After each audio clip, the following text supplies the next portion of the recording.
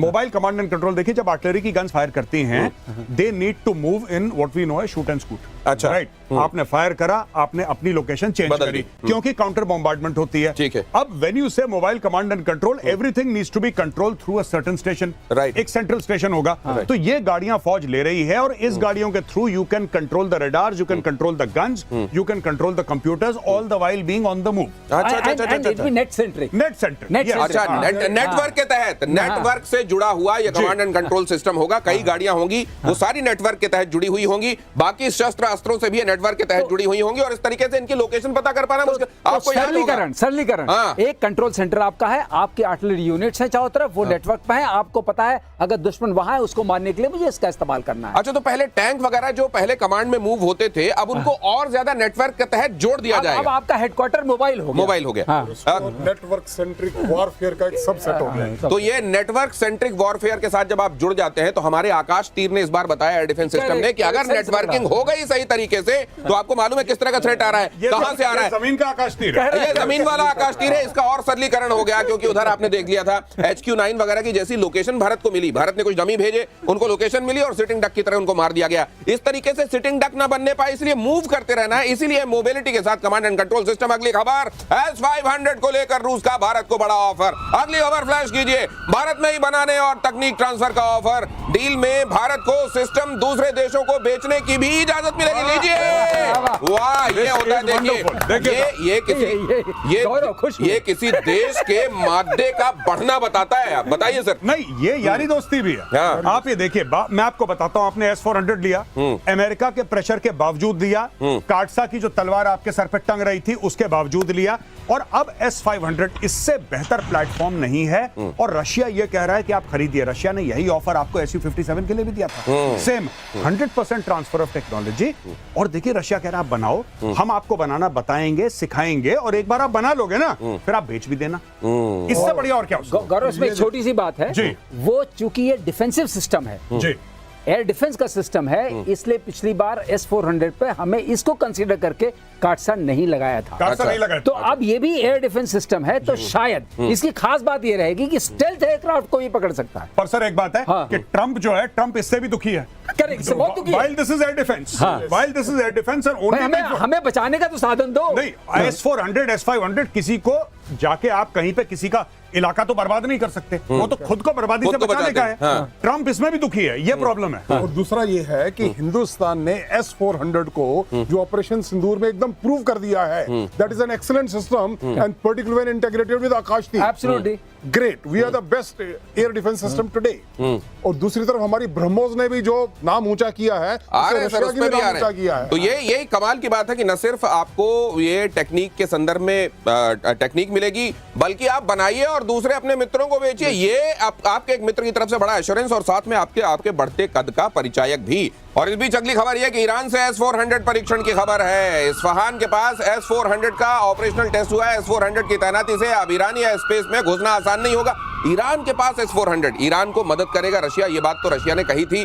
S-400 आ गया क्या वहां काम करना शुरू हो गया? S-400 के बारे में कहा जा रहा है कि वहां इस्फहान के पास इसकी टेस्टिंग हो गई। तो S-400 को लेकर एक जो पहलू आपने भारत के संदर्भ में जाना, अब जरा ये भी देख लीजिए, ईरान के पास S-400 आ गया है। इजराइल ईरान वाले सिनेरियो में और ओवरऑल ईरान को देखते हुए, उसकी सामरिक क्षमताओं को देखते हुए अब क्या तब्दीली होगी मेजर गौरव? देखिए, सबसे बड़ी बात यह है, पिछला जब ऑपरेशन मिडनाइट हैमर हुआ था या राइजिंग लायन हुआ था, जो कि इजराइल ने लॉन्च करा था, हमने एक बात देखी, और ये बात सर ने बखूबी बताई थी, और कई बार नहीं, दसियों बार बताई थी कि साहब इजरायली एयरफोर्स तेहरान के आसमान पे नाच रही थी, रिफ्यूलिंग कर रही थी, और इनकी एयरफोर्स यानी कि ईरान की एयरफोर्स जमीन पे बैठी थी। हमें उस वक्त पता ही नहीं लगा कि ईरान के पास एयरफोर्स है भी कि नहीं, कोई एयर डिफेंस सिस्टम है भी कि नहीं। लेकिन आज की तारीख में हम ये देख रहे हैं कि इस्फहान वही जगह है जहां पे अमेरिकन ने अटैक करा था, ये वही जगह है जहां पे टमाहॉक क्रूज मिसाइल्स मारी थी। तो अब आप देख लीजिए, अगर वहां पे S-400 सिस्टम लग गया, उसके बाद क्या इजराइल उतनी खूबी से, उतने खुलेआम अटैक कर पाएगा? बिकॉज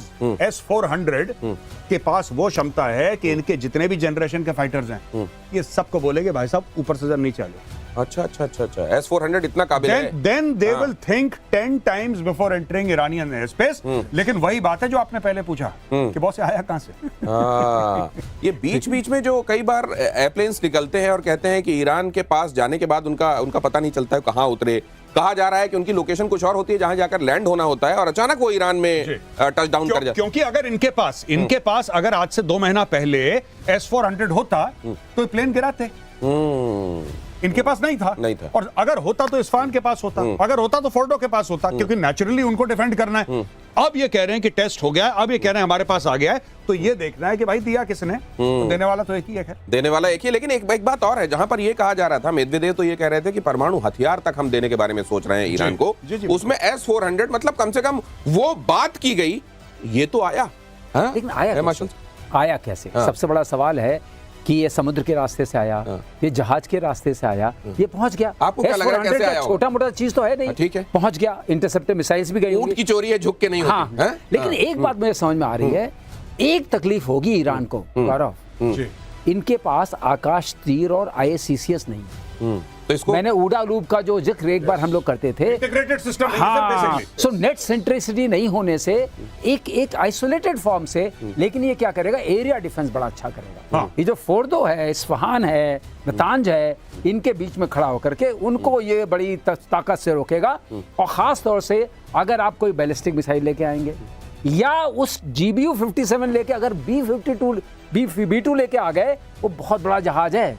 ये S-400 की बात हो रही है, और S-400 अगर हम इस्तेमाल करते हैं, अभी आकाश नहीं, जरा है ये आकाश के बारे में अभी हम बात नहीं कर रहे हैं। आकाश और आकाश तीर तो भारत के संदर्भ में, S-400 अगर ईरान में तैनात हो जाता है, देखिए ये बात यहां पर एक्सपर्ट्स ने बताई, ठीक है, S-400 चला गया, एक पर्टिकुलर एरिया को वो सुरक्षा दे देगा, लेकिन किस तरह का थ्रेट आ रहा है, उसके लिए क्या वाकई S-400 की जरूरत है, किस तरह की जरूरत है, कब जरूरत है, ये वाली जो नेटवर्किंग के जरिए ये जो होता है ना, ये वहां पर नेटवर्किंग नहीं है। ये जो मार्शल श्रीवास्तव अक्सर कहते हैं कि हमने आकाश पर कितनी मेहनत की थी, आकाश तीर जब बना, ये integrated command and control system जो बनाया गया, उसी के जरिए भारत ये समझ पाता है किस डायरेक्शन से थ्रेट आ रही है, कितनी स्पीड से आ रही है, उसके लिए भारत को कौन सा अपना शस्त्र तैनात करना चाहिए। ये सब ईरान नहीं कर पाएगा, लेकिन हाँ, पहले जैसे एकदम ही कुछ नहीं था, उसके आकाश में कोई सुरक्षा नाम की चीज नहीं थी, उसके मुकाबले अब उसकी स्थिति बेहतर हो जाएगी। अगली खबर देखिए जरा, भारत और UAE के बीच एक बहुत बड़ी डिफेंस डील, दोनों देशों का सैन्य प्रशिक्षण बढ़ाने पर जोर।